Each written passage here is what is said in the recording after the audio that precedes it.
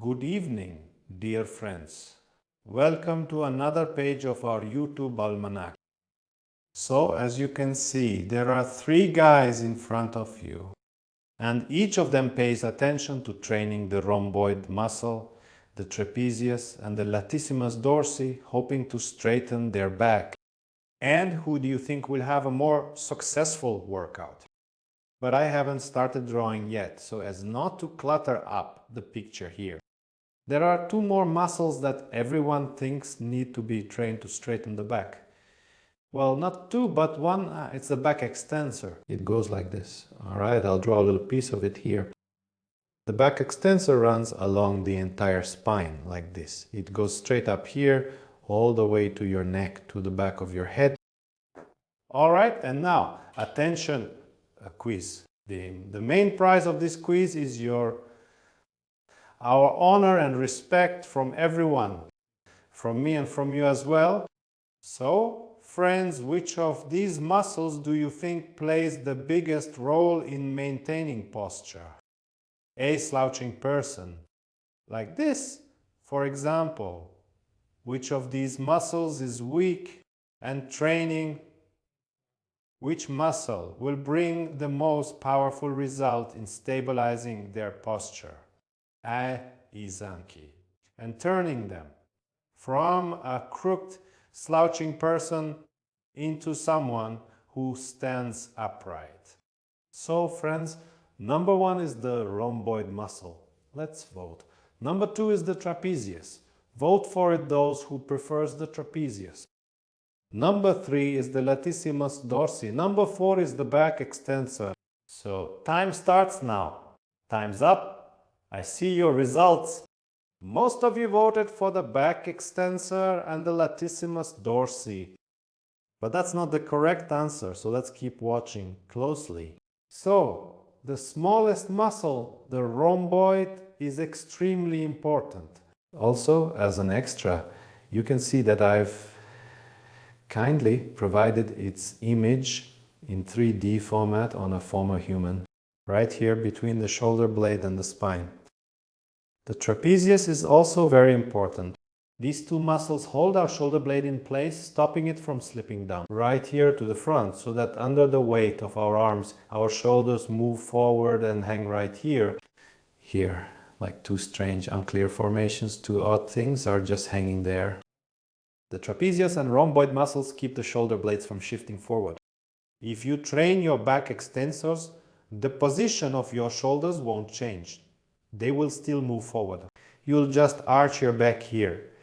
But you'll feel like something is preventing you from straightening up right here. You'll try to straighten up here in the thoracic region.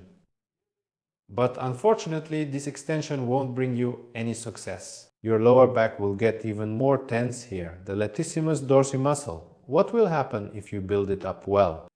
Take a look, sneak in like this, and carefully peek into the gym. You'll see a lot of people there who train their latissimus dorsi muscle well. They do seated cable rows and pull-ups. Well, they say you need to do pull-ups so you don't slouch. But we see a lot of very slouched people, these bar enthusiasts or just people who do rows too. You can have huge, wide lats, so big that your arms don't come together here. You walk around like this, looking all authoritative. But even then, your back still doesn't straighten.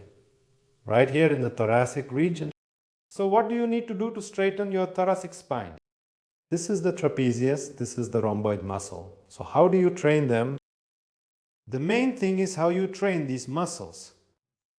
The movement itself is the same. So, if we bring our shoulder blades together, but with different effort, different muscles will work. Let's put the extensor aside for now to avoid distraction. It's a different topic.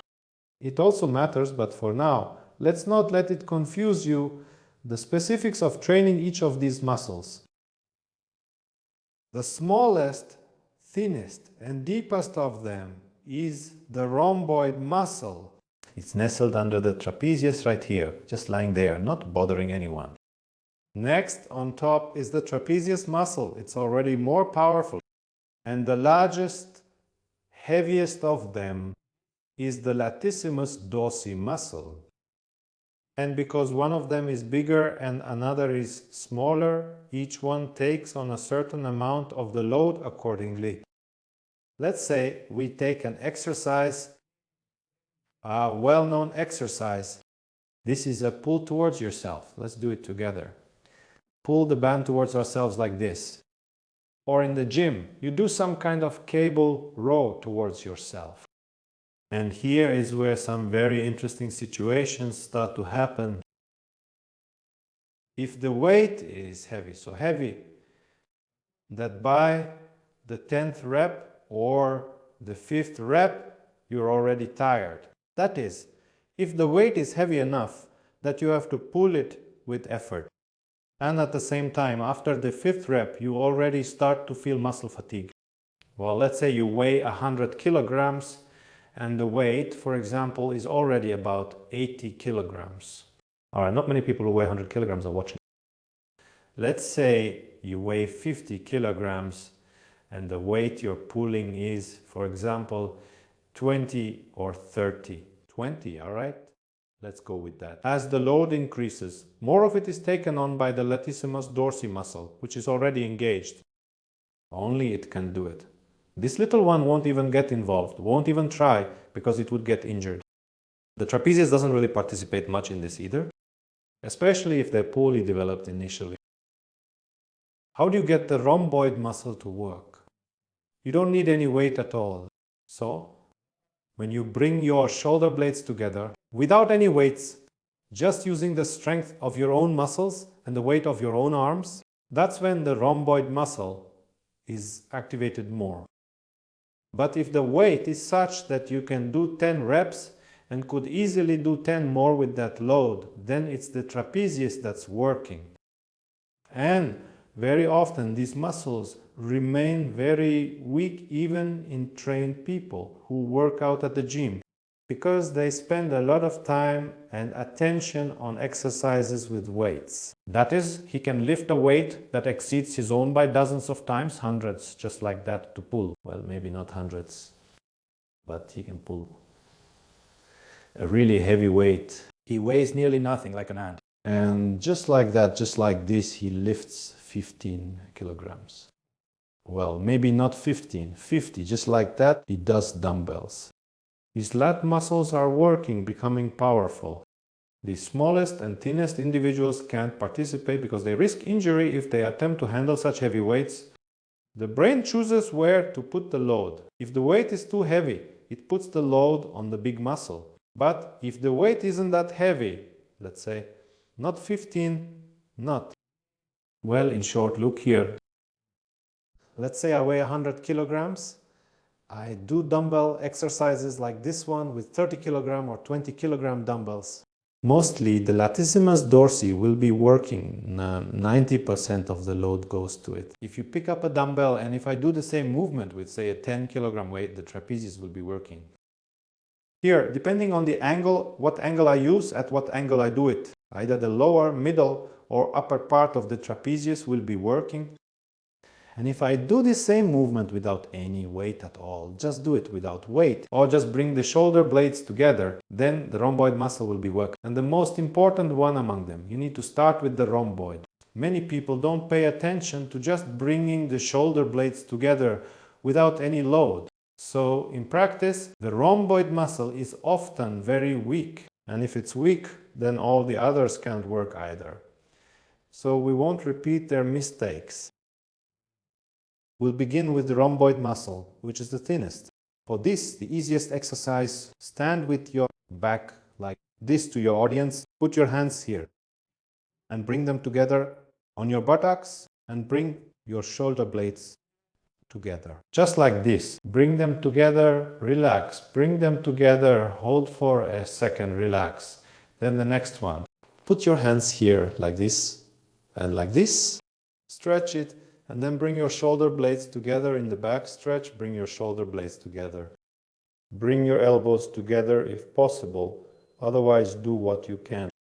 And then separate them. Next, put your hands behind your head and do the same thing.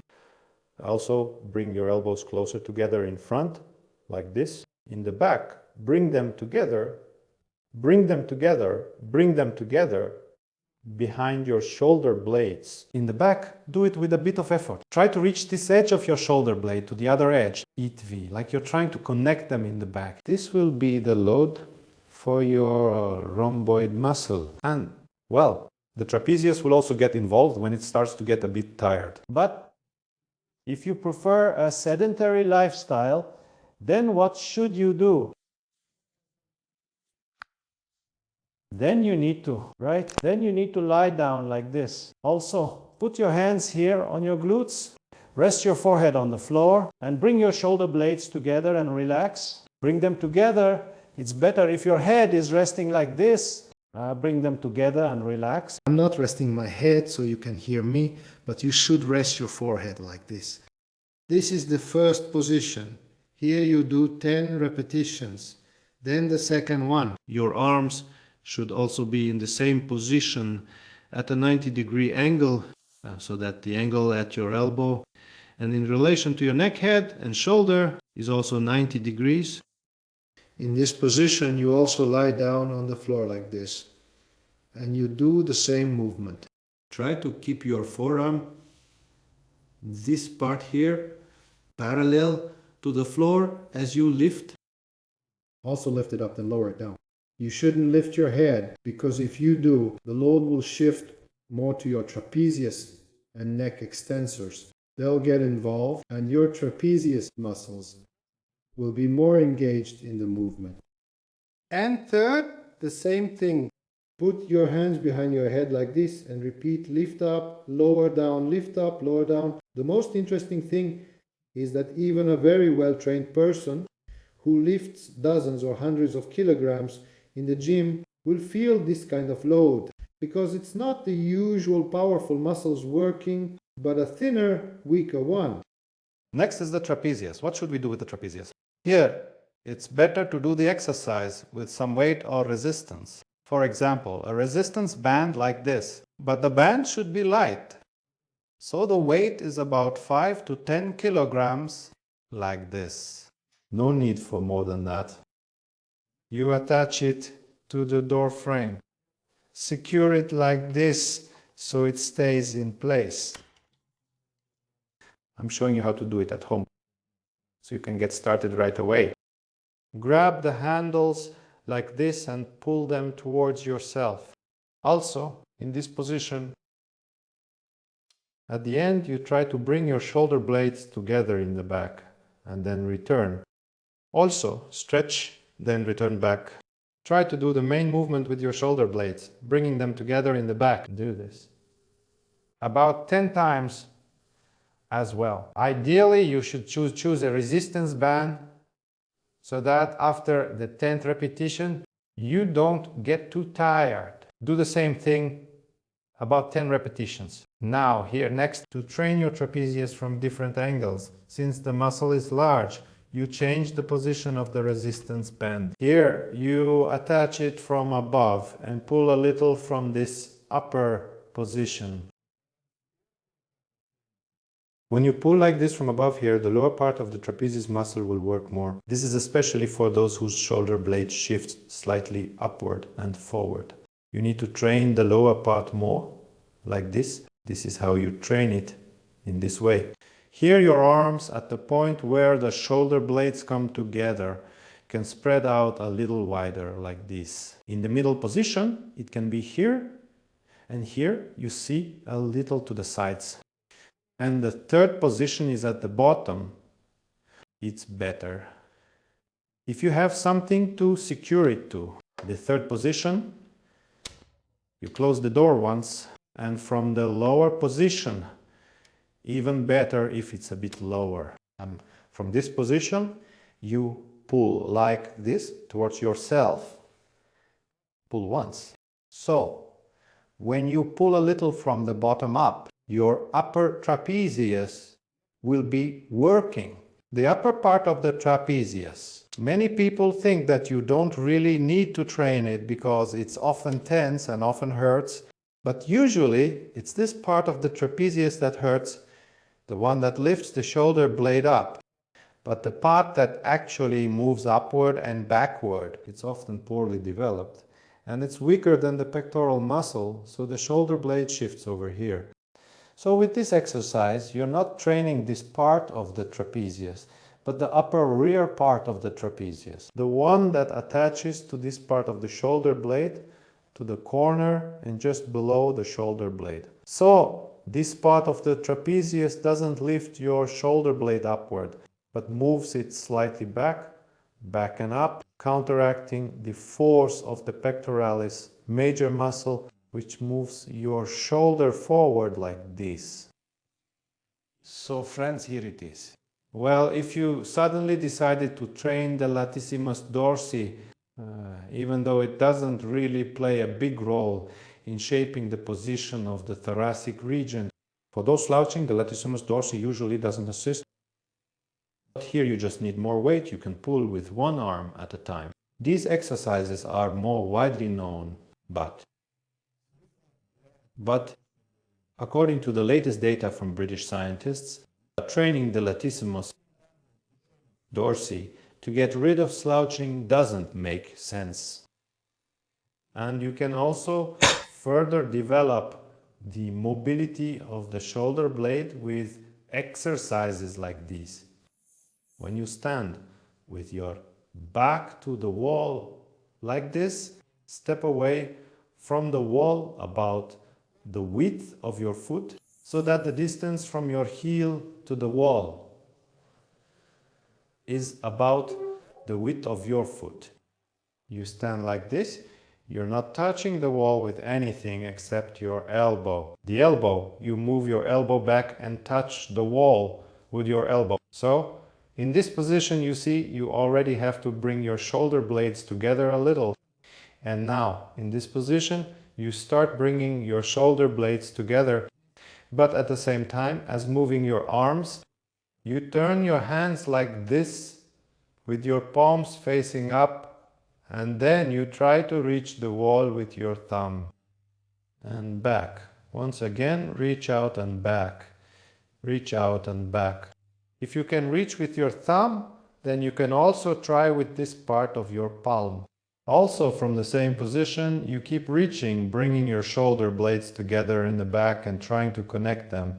Some people find this position more comfortable, so you can try it too. But if you do it in this position, your arm might just straighten out, as if you're reaching, but only using your arm. That's why it's better to keep your hand palm up. This way you'll do the exercise more correctly. But if you stand closer to the wall, it will also be easier for you to do.